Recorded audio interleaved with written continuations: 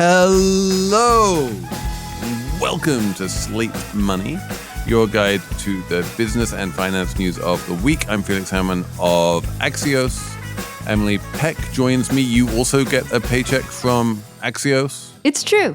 Hello. I'm here also with Elizabeth Spiers, who gets paychecks from all manner of places, but not, as far as I know, the federal government. Hello. We are going to talk about the 2.3 million people who do get paid by the federal government. Then this crazy email they just received this week saying, just hit reply to this email and we'll pay you through September and you don't need to do any work. Is this too good to be true? Spoiler alert, yes, it probably is. We are also going to talk about Invidia, AI, Deepseek, and what's going on in the markets and the whole world of AI. We are going to talk about bookstores and how they are still resurging. Some good news for a change. We have a whole amazing special segment on the price of eggs, which is probably the greatest innovation in podcasting for the past decade. Is it excellent? Emily. It's all coming up on Slate Money.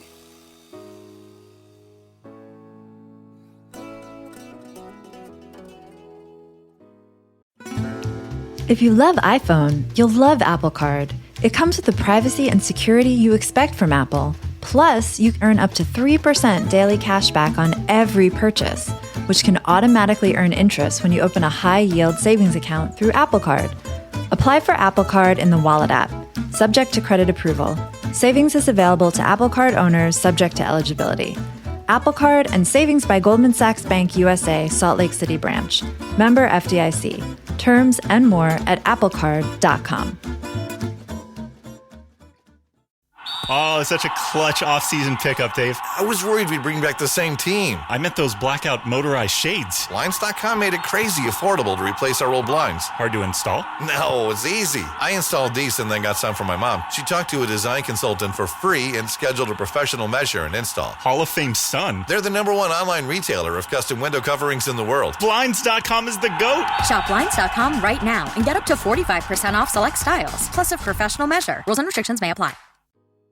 Okay, so let's start with the buyout that no one really believes is a buyout. Emily Peck, you have been reporting this from the beginning. You kind of broke the news that the US government, the Office of Personnel Management, was going to go along to effectively all 2.3 million federal employees and say, if you just resign to this email, then we will pay you through September and you don't need to do any work. This is the messaging from the OPM, even though there doesn't seem to be any legally binding way of them promising this. How has that gone down in the federal workforce? The federal workers that I have spoken to do not trust any of this. They aren't resigning. I haven't spoken to anyone who is themselves replying resign to this email, subject line fork in the road, same subject line that Elon Musk sent out to Twitter employees in 2022. They don't trust it. There are these FAQs that the Office of Personnel Management sent out that say, don't worry, we'll pay you through September if you decide to resign. There's a refreshed FAQ that just came out on Thursday that says, we would be delighted if you took a vacation while you were on your deferred resignation. Do what you like. It's all great, but nothing in the formal documents given to these workers that they theoretically would sign if they agreed to this guarantees really anything. The government's only funded through March 14th.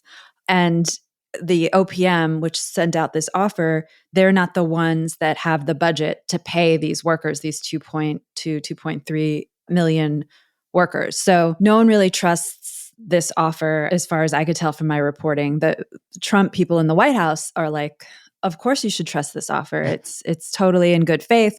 This is what we want. We don't want you to stay here. And then there's been a lot of reporting, and Robert Reich, the former labor secretary under Clinton, has this nice short, we can put it in the show notes, letter to federal employees that says, do not believe this. OPM does not have the authority to give you a quote unquote buyout. It's not a buyout. And then everyone always mentions that Donald Trump is known for not paying his contractors, going back a really long time. Well, it's not even just Trump either, because it's, Elon is the person who's been lobbying for this. And if you look at what he did when he took over Twitter, which is basically fire a bunch of people or give them resignation offers, ostensibly where they would get bigger severance packages. And he's still being sued for not paying out those things and being sued by ex-employees, even aside from the fact that OPM doesn't have the authority to do this, and there's no congressional appropriation for paying out or just authorizing a mass-scale firing of federal government employees. But if you were just going to go based on how Elon has done quote-unquote workforce reductions in the past, why would you possibly think that this would work out for anybody? It's not just Trump, it's also Elon. So here's my question. Emily, you've been talking to the White House about this. I think it's pretty clear that within the sort of structure of the US budget and where is the money going to come from to pay them through September and all of this kind of stuff, the White House just simply does not have the ability to make the promise that it is making. Legally, it's just not there. On the other hand, they are telling you that this is a good faith offer. Do you believe that it is a good faith offer? Do you believe that they're going to try their hardest to pay these people out through September?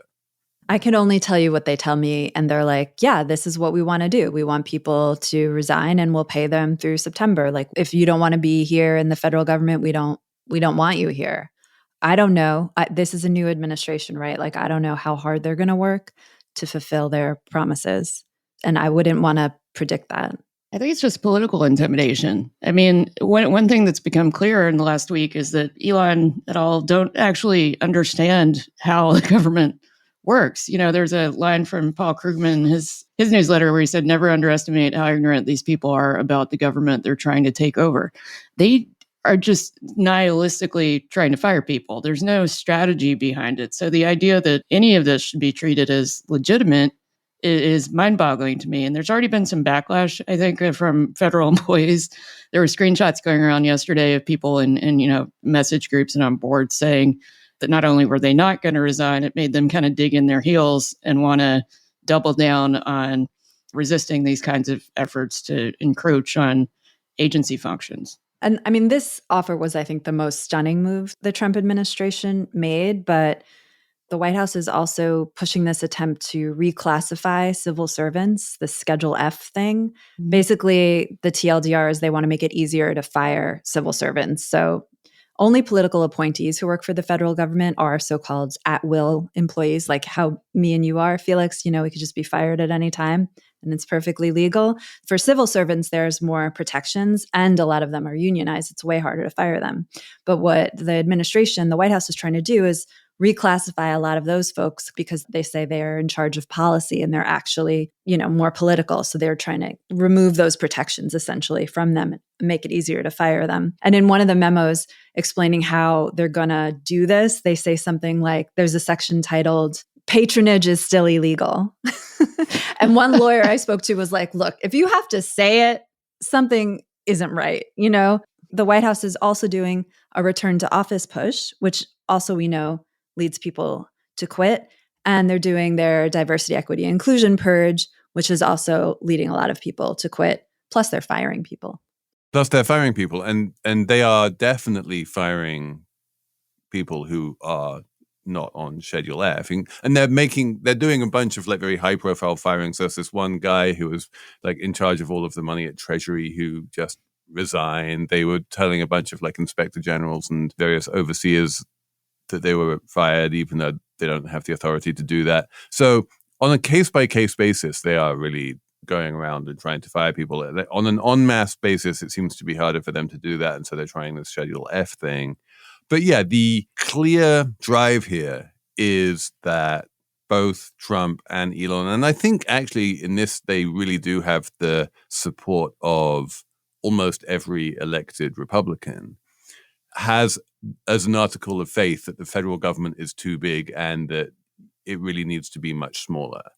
And so the way they want to get there is by getting rid of people one way or another. I don't think that's really controversial within the Republican Party. Well, I think that the extent to which he's doing it is because people, generally Republicans, yes, want smaller government. Yes, they run on the rhetoric that government is full of waste. But eliminating 2 million federal jobs is not the same thing as... Well, no, there are 2 million federal jobs. I don't want to eliminate all of them, but they say they want to eliminate like 10% of them. They're literally saying they made offers to 2 million people. Yeah. They made offers on the expectation that between 5 and 10% would say yes. But Felix, that's still insane. That's an insane thing to do as an across-the-board thing because it's completely nihilistic and it's about reducing headcount for its own sake. They don't even seem to understand what these people do. Right. But Elizabeth, just to be clear, reducing headcount for its own sake is exactly what they are doing. Like, they will absolutely openly say that, yes, what we are doing is reducing headcount for its own sake. I don't think they would. Like, I think if you said, okay, we have this many people who are experts in cybersecurity and we have, let's say, 10 people who are the experts that we need, no Republican would get up and say, actually, we need 8 for no reason other than just we want to make that number smaller. I think even when Republicans talk about, even when very conservative Republicans talk about smaller government, they generally don't want it crippled to the point at which it's not tenable anymore. They don't have any power if that happens, if everything's in chaos and government isn't working properly. I was going to add, it's not just we believe in small government. That's all we're trying to do here is slim it down, make it more efficient.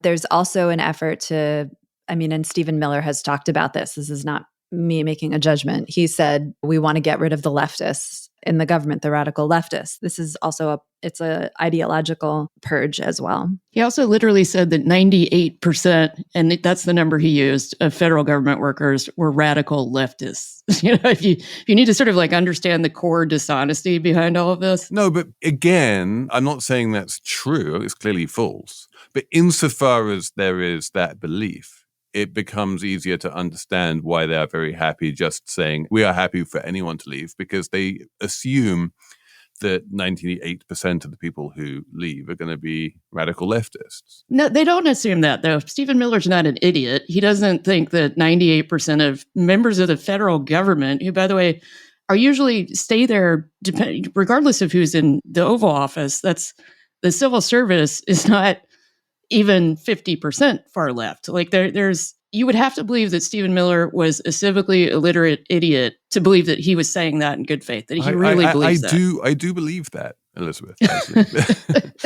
I just think he's evil.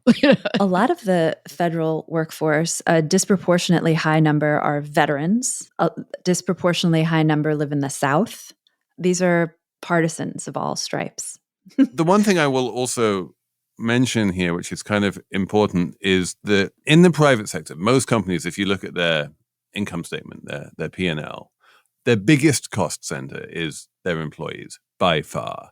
And if you want to save money and you're a private sector CEO, the first place that you look, because it's by far the biggest cost center, is your employees. And you're like, if I can, get rid of 5% of my employees, then I can reduce my total costs by maybe 4% or something. It's a really big deal.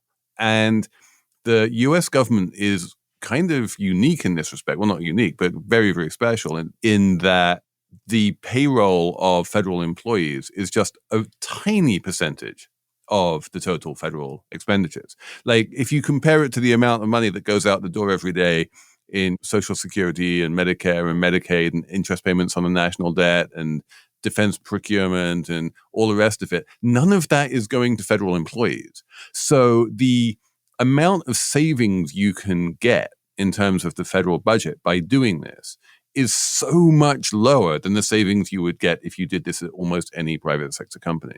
It's 1.9% of the total budget. And that includes stuff that, a lot of people don't realize are, federally employed people. Americans don't understand what the federal government does because so much of what it does is just not immediately visible to them, partly because it works.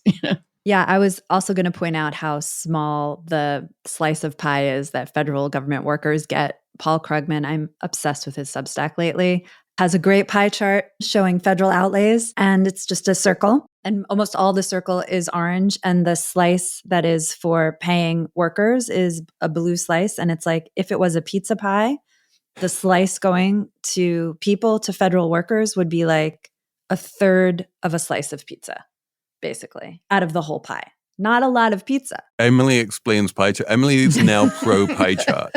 Oh, I wanted to mention one more thing, which is that like in the private sector, they don't do buyouts like this because it's absolutely nuts. Because when you want to shrink your headcount because you want to save money, because labor is a big cost center and you definitely want to get rid of people, you are strategic about it. You look at maybe who your higher cost employees are. Maybe those are the older ones who've been there the longest. So then you say, okay, we're offering a buyout to people who've been here 10 years or longer, and we'll pay you based on tenure, something like that, targeted. Or you ask your managers to lay off the lowest performing people, like some tech companies are doing now. Or you target certain departments, or you restructure. You have a strategy, because if you don't, and you offer everyone a deal to leave, then who's going to leave? The best people who are like, oh, this is great. I'm going to leave because I know I can get a job because I'm very experienced at what I do. That's true in basically all buyouts. And buyouts are a thing that exists in the private sector. But they're a more targeted, strategic thing. They're not a blanket offer. That's not how it works. And you have a plan for how the company is still going to run after those layoffs. Yeah, you have a plan and a strategy. Again, Elizabeth, I think you are maybe overestimating the abilities of some cost-cutting CEOs in the private sector. But yes, broadly speaking, this is true. My final question for you, Emily, is like, let's say that I am a federal employee and I have already made up my mind that I want to quit, maybe because I've got a much higher paying private sector job lined up. I am definitely leaving. I am taking this other job. In that situation, does it make sense for me to reply to this email with the word resign? Only if you already have that other job and it is absolutely 100% guaranteed. And I would say wait until you start the other job, because in this economy— We only have until February the 6th, right? Yeah. But in this economy, like, we've definitely heard stories of people getting job offers rescinded lately. So I'd be very cautious.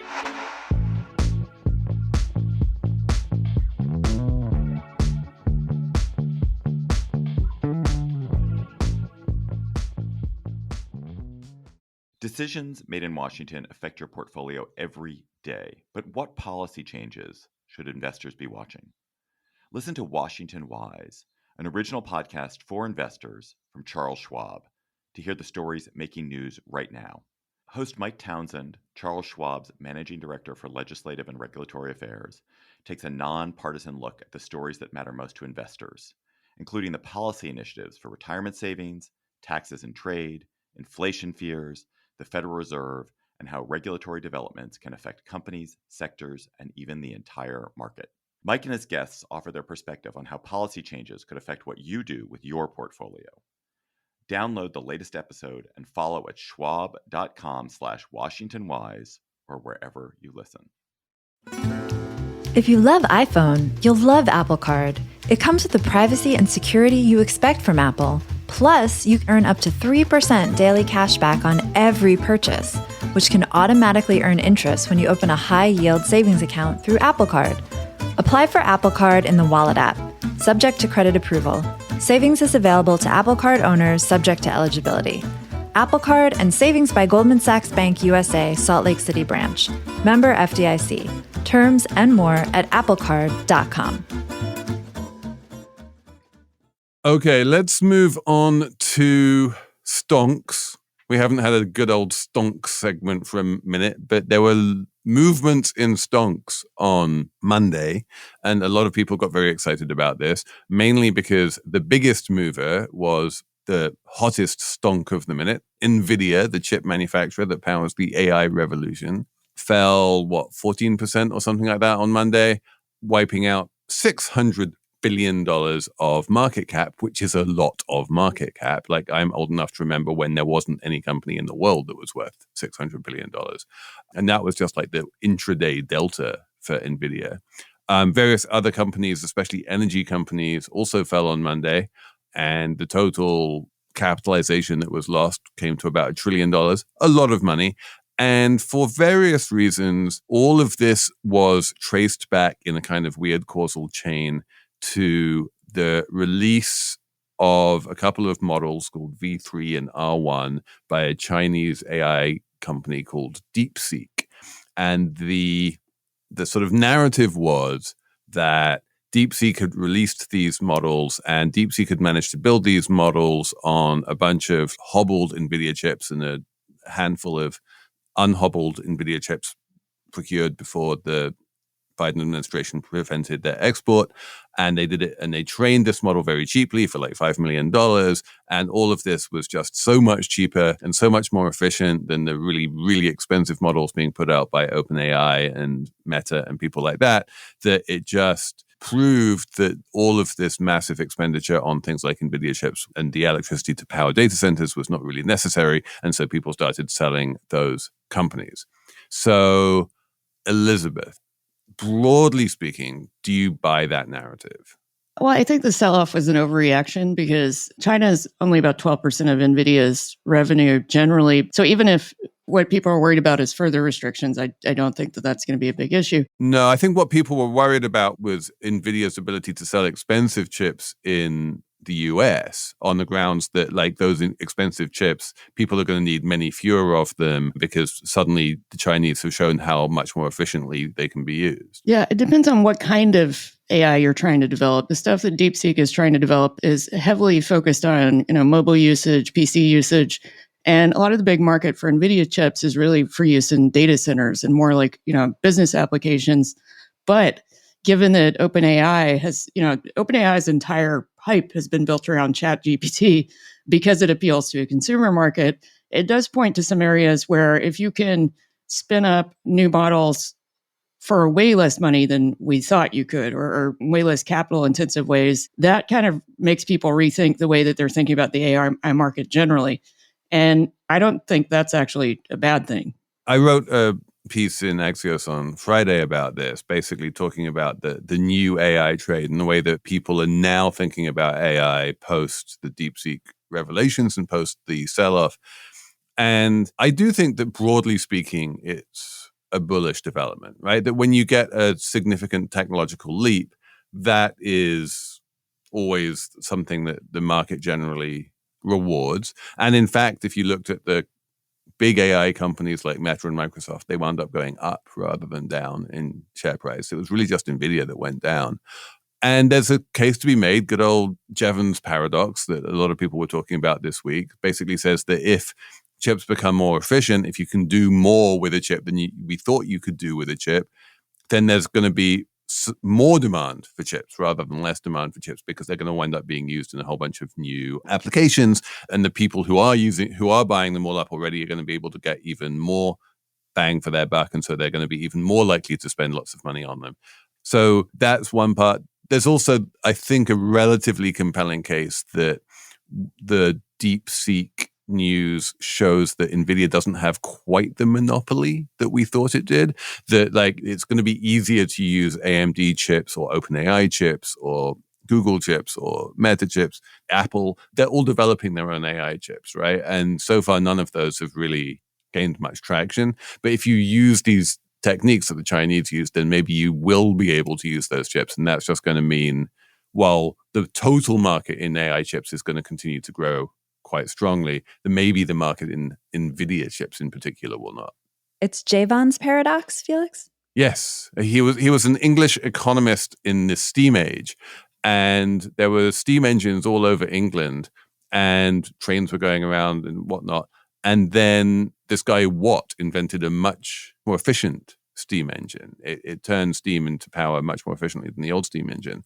And the initial idea that people thought was, well, we're going to need many fewer steam engines now because the steam engines are so much more efficient. But in fact, what happened was that the demand for steam engines went through the roof because the new applications for steam engines could be found everywhere. And so that was the Jevons paradox, which is that when you make something more efficient, sometimes demand for it goes up rather than down.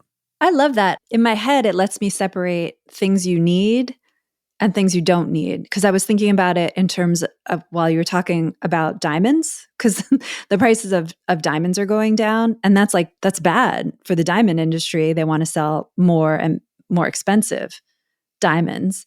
But diamonds wouldn't be subject to Jevons paradox because you don't need a diamonds, really. I guess maybe industrial ones for any real reason. As you know, Emily, I am the in-house expert on lab-grown diamonds at Axios. I know. And we don't quite have a Jevons paradox situation in diamonds, or specifically in engagement ring diamonds in the United States, which is a very specific market. Very specific. But we're close. We're not that far off, because the demand for those diamonds has increased substantially as the availability of diamonds has become like this flood. Like, there's basically no limit to the amount of lab-grown diamonds. Obviously, natural diamonds, there's a lot of natural limits to how many you can mine.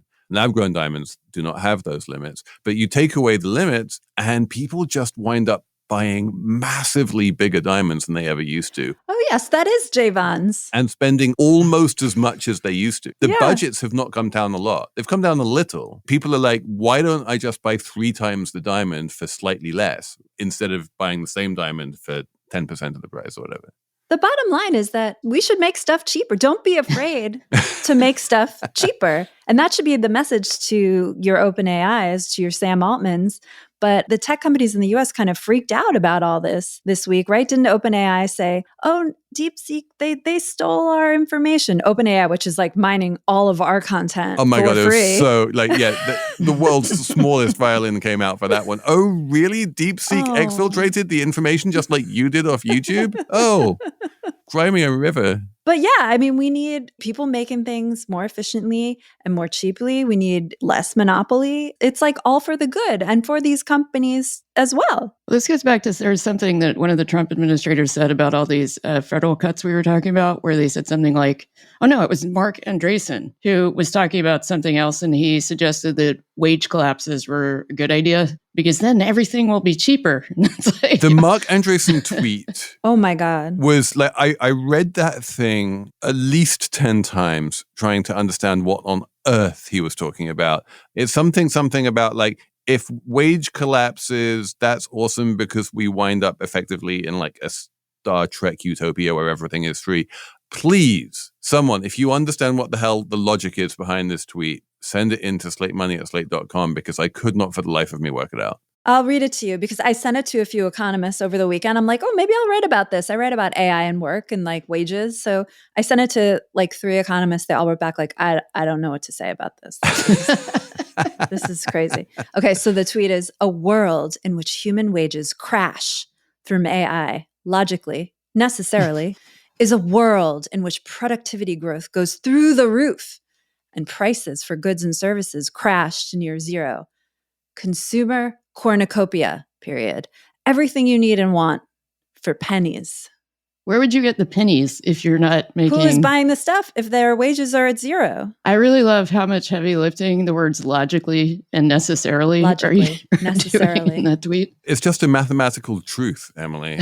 Necessarily. It's an accounting identity. You cannot escape it. You are at the mercy of mathematics somehow. But you know, it's like Pascal, you know, like I have a genius proof of this, but it's too long to fit in the margins. It's so obvious. It's common sense, as some people are saying. Why? It's just obvious. Many people are saying this is obvious. Common sense right there. Yeah, I would love to explain to me how if no one is making any money because human wages have crashed, who is going to even need the goods and services? And a corollary that I think Felix will explain to us in the coming days, if you follow him on Axios.com, where are the pennies coming from? there will be no pennies. We're going to abolish there will be no pennies. You get them from selling your organs.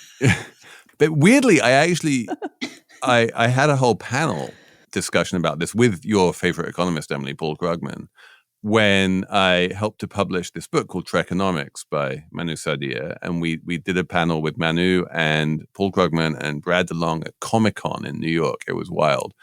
And I'm pretty sure that what Andreessen is talking about here is basically the Star Trek utopia, right?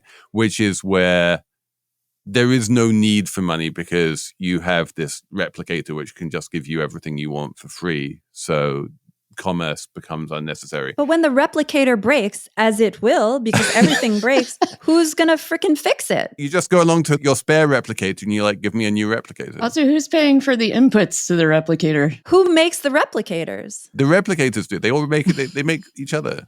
No. It's logically and necessarily ridiculous. Also, can we just say, the more adverbs you use, the more wrong you are. That is fact.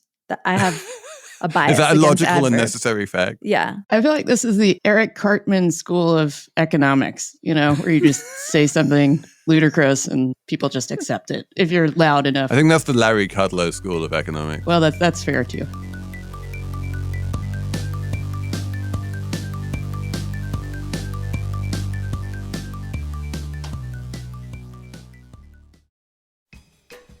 This episode is brought to you by NetSuite. What does the future hold for business? Ask 9 experts and you'll get 10 answers. Bull market, bear market, inflation's up or down. Can someone please invent a crystal ball? Until then, over 41,000 businesses have future-proofed their business with NetSuite by Oracle, the #1 cloud ERP, bringing accounting, financial management, inventory, and HR into one fluid platform.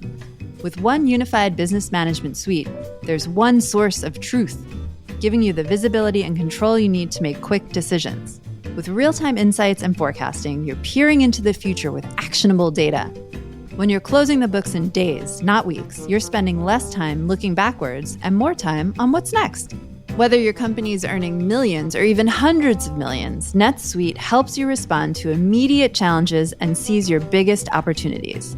Speaking of opportunity, download the CFO's Guide to AI and Machine Learning at netsuite.com/money. The guide is free to you at netsuite.com/money.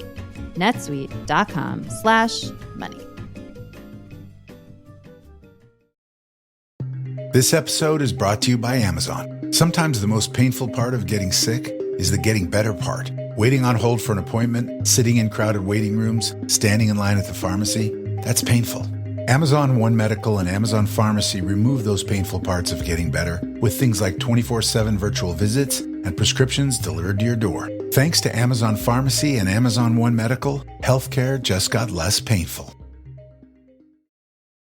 So, Emily, I am looking at you on the Riverside software that we use to record this podcast. You have a lovely shelf full of books behind you, and books have been the great survivor of the modern economy, and they seem to be on the upswing, and not just books, but specifically bookstores. We've talked a little bit about the resurgence of Barnes & Noble on this show before, but it's worth revisiting because it is still resurging. Elliott Associates, which is a hedge fund, and hedge funds, it's not like a private equity turnaround thing, it's a hedge fund. It bought Waterstones in the United Kingdom, had some success turning it around.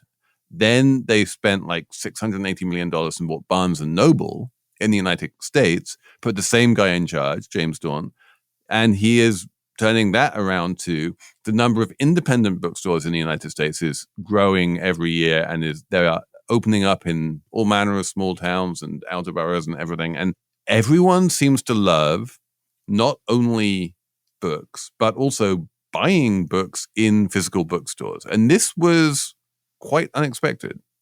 Yeah, isn't it great? I'm so into it. James Daunt is this sort of book savior. Come in. He's like the anti-Tom Hanks from You've Got Mail. James Daunt and Elliott Associates, the evil mustache-twirling hedge fund. Well, it seems really be James Daunt's doing. Our producer shared this nice video from the PBS NewsHour where they talked to him about like how he's been turning around Barnes & Noble. They opened nearly 60 stores in the US this year. They're going to open another 60 next year. Sales, I guess, are up a little bit. And he was just like, look, we're letting local sales associates and managers kind of like pick what books to promote.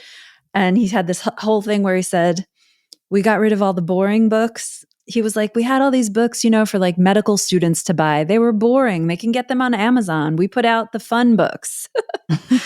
I respect that. And yeah, he's just done a great job, like making bookstores interesting and fun and feel a little bit independent, even though this is like a mega chain. So this is my question. The thing that I'm finding difficult to sort of intuitively square here is that for Barnes & Noble, but even more so for the huge number of independent bookstores that are coming up, anytime you buy a book in one of those stores, you are almost certainly going to be paying more than if you just bought that book on Amazon. Certainly if you're an Amazon Prime member, and there's like 150 million Amazon Prime members in America. So we keep on talking about how people are feeling pinched and how, inflation something, and, the price of eggs, we'll come to that in a minute. And everyone needs to save as much money as they can at every opportunity. And this seems to be the massive counterexample where people are voluntarily paying more than they need to for books for the privilege of being able to, drive their car to the bookstore and pick it up themselves. One of the things about the in-store displays is that usually a lot of people are going into those stores now just for the ambiance. They want to be able to browse, and then they might buy the book later off of Amazon or on the Kindle. And that part of, I think, what the new CEO has done is that he's renovating the spaces more locally so that they better reflect what the book market looks like nearby. Sarah McNally, who runs McNally Jackson chain of indie stores here, was complaining because she believes that B&N has ripped off her aesthetic and interior in some of their new local stores, which they probably have. If it's working, then go for it. I was thinking, I wrote in my notes something like the point you were making before, Felix. Books are essentially a commodity. They're basically all priced the same. So what's happening is that Daunt and Sarah McNally are selling a vibe.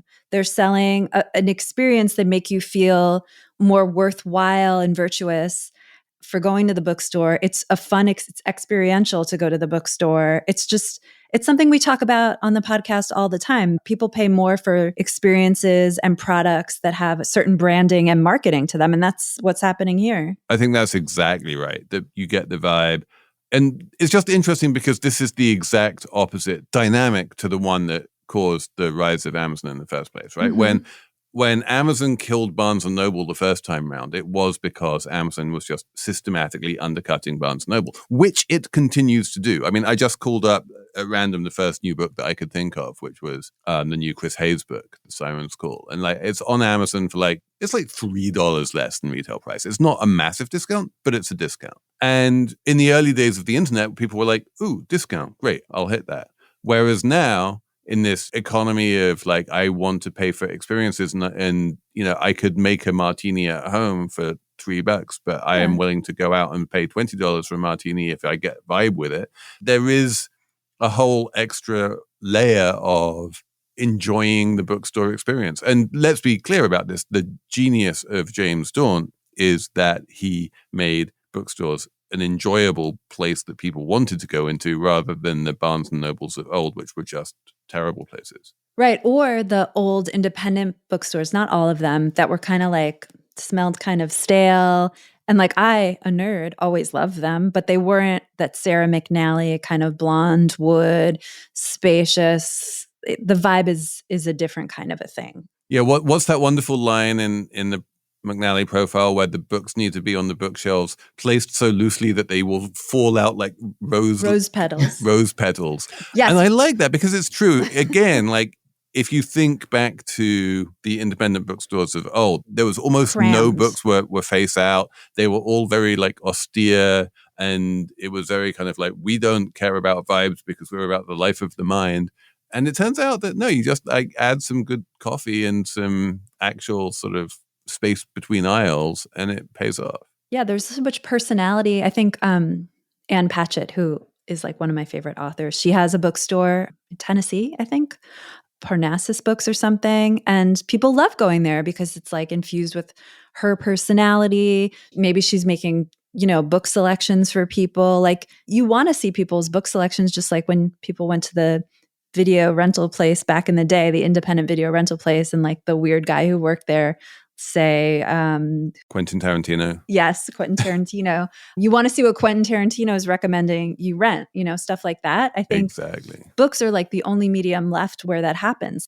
Books don't have Spotify yet. I mean, it's easy to buy digital ebooks and there's Kindle and all that, but for some reason they've stuck around. It's true. And Like my favorite local bookstore, You and Me Books on Mulberry Street in New York. It's open until 11 p.m. They have beautiful golden lighting in there. They have wine. People are just hanging out. Where is it on Mulberry? That's so exciting. It's at the bottom of Mulberry Street. It's great. Really? Go to You and Me on Mulberry and support your local independent Like bookstore. near all the Italian restaurants? No, it's south of that in the Chinatown bit, opposite Columbus Park. Thank you so much for this digression. The reason we're talking about this is because there was a big story in Bloomberg about Barnes & Noble's comeback and also a profile of Sarah McNally in Vulture that is wild and worth reading, just so you can count up all the names dropped in the profile.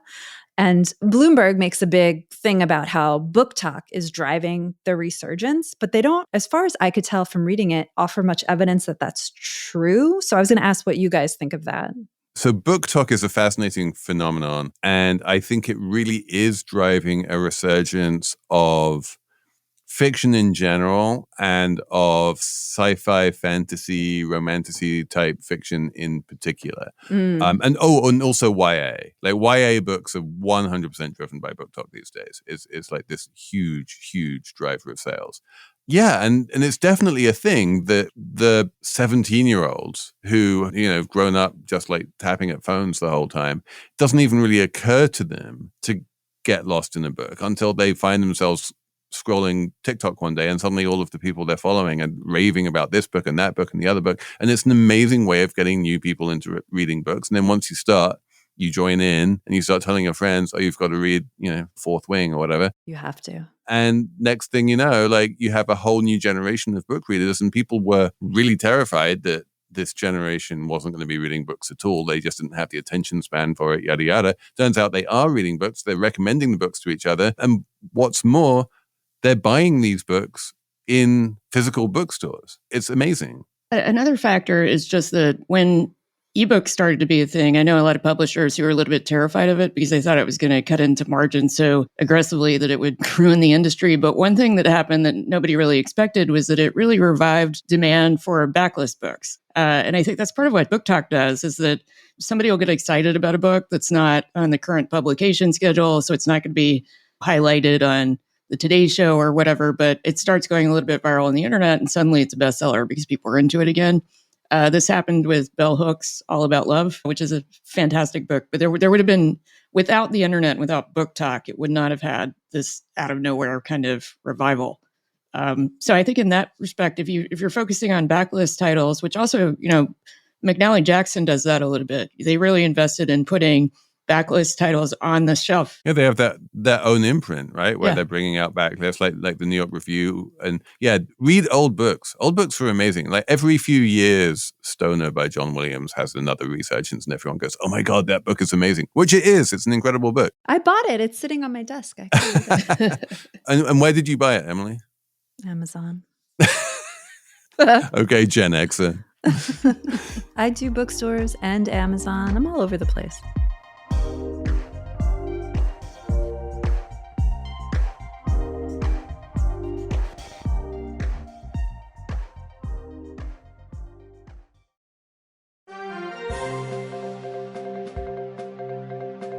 Okay, we have a special new segment called Egg Watch 2025. This will last for one episode, or possibly more, depending on how long eggs are at the top of the Google search on what people are searching for. Emily, what is the price of a dozen eggs this week? Here's the latest. $7.09, wholesale price of a dozen eggs per USDA data on Trading Economics, the website. That is very high. Egg prices vary from store to store. In some California supermarkets, you can get a dozen for $4. Some other California outlets, $8. Some places, limiting the number of cartons you can buy. Some places, free for all, doesn't matter. The bottom line, egg prices are high. Yes, I did do some reporting. I asked someone at the White House, what are you guys doing about eggs? What do you think about the egg crisis? They sent me a quote. I will summarize and quote from it for you right now. First, they blame this on the Biden administration and its slow and ineffective response to the avian influenza outbreak, which began in 2022. It's true that the bird flu is what is causing the problem with eggs right now. Then they told me, quote, President Trump and incoming U.S. Secretary of Agriculture Rollins will take bold, decisive action to address the crisis. How? Unclear. Refocusing inspections and protecting the health of the United States plants, animals, and natural resources while simultaneously lowering costs.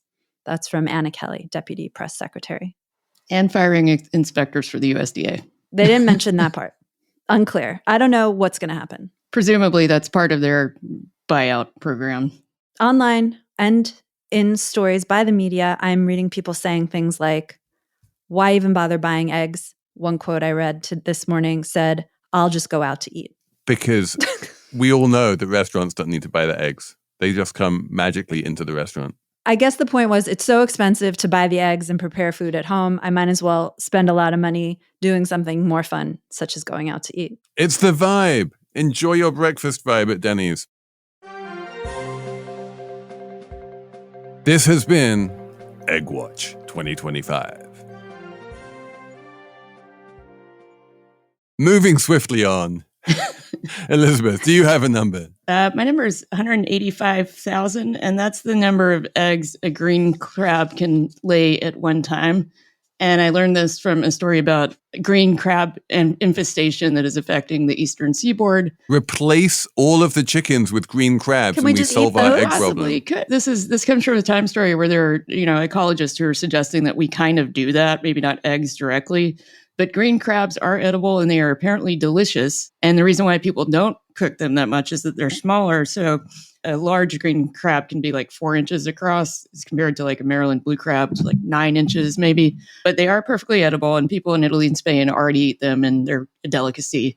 And we don't really have a good way to stop them from massively increasing their population right now outside of that, partly because their larvae can last on a ship or anything for like 60 days. And normally with other crabs that are not superhuman in terms of, or super crab, I guess, in terms of being able to be resilient in hostile environments, they can survive seemingly anything. One of the guys interviewed in this story said that he had tried to compost a bunch of them. So he thought he'd killed them. He put them in the compost and then discovered later that some of them had disappeared. So So if you live in, let's say, New Englandish and green crabs are on the menu, do your part for the environment and eat them. Yeah, I'm all into eating crabs. They're delicious. They're just as delicious as eggs. And if crabs become cheaper than eggs, I will happily eat crabs all day long.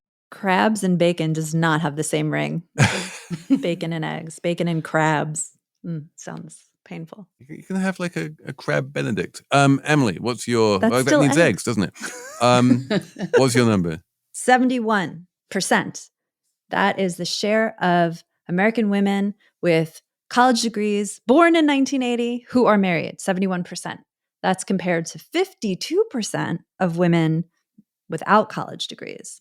This is the emerging marriage gap I wrote about in Axios this week, where marriage rates for college graduate women with bachelor's degrees are holding pretty steady while they're declining kind of steeply for women without degrees. And I was surprised to learn this because when you read the media or listen to some people talk about the single cat ladies, the line you hear is just like, women with educations, they want cats. They don't want husbands. That's what you hear. Yeah, there was the football player, Harrison Butner, I don't remember, who got up as a commencement speaker at a college and told all the women in the audience that they'd been lied to and that they didn't really need to go to college and they should probably stay home and have babies.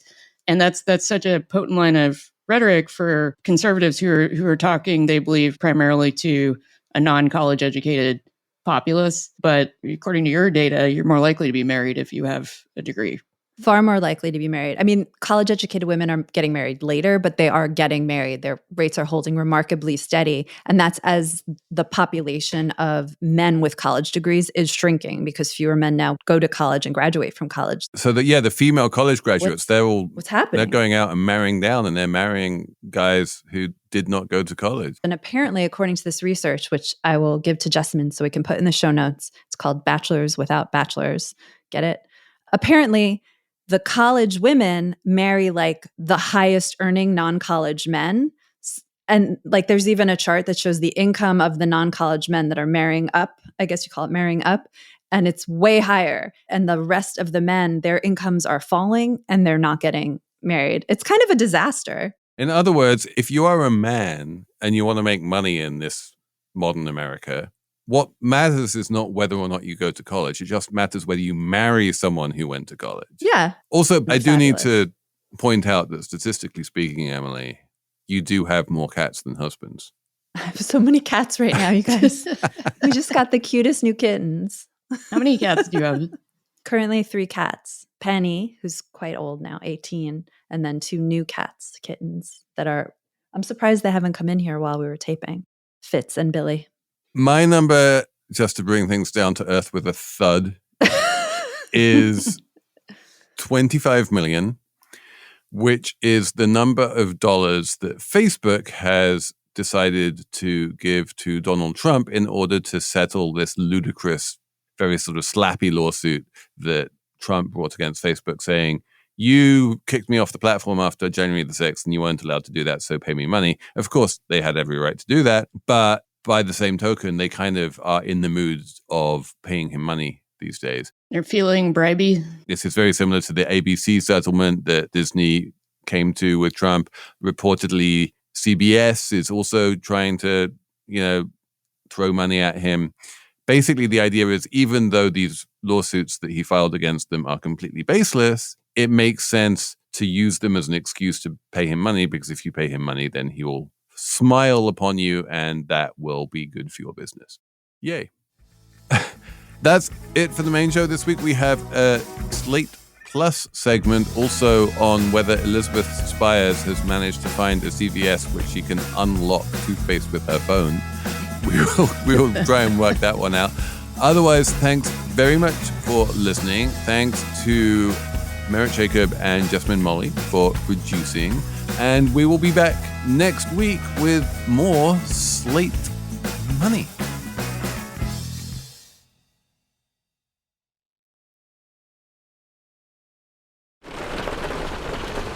What you're hearing is Hardie Fiber Cement Siding living up to its reputation as the siding that handles hail impact with ease.